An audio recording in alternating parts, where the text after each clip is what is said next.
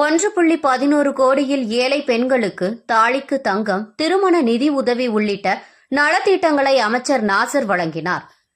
தமிழக அரசு சமூக நலத்துறையின் மூலம் விதவை மகள், ஆதரவற்ற பெண், கலப்பு திருமணம், விதவை மறுமணம் போன்ற பல்வேறு திருமண நிதி உதவி திட்டங்களை வழங்கி வருகிறது.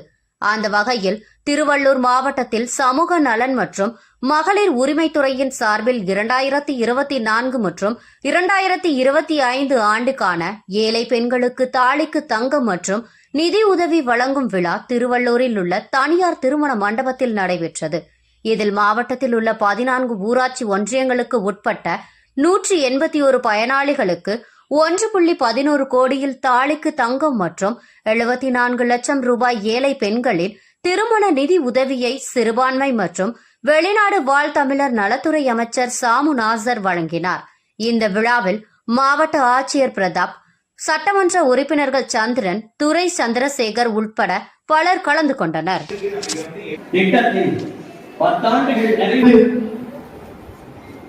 எந்த சமூகம் பெண்களை போற்றுகிறதோ அந்த சமூகம் முன்னிலை பெறும் என்பதை நன்கு உணர்ந்தவர் நம்முடைய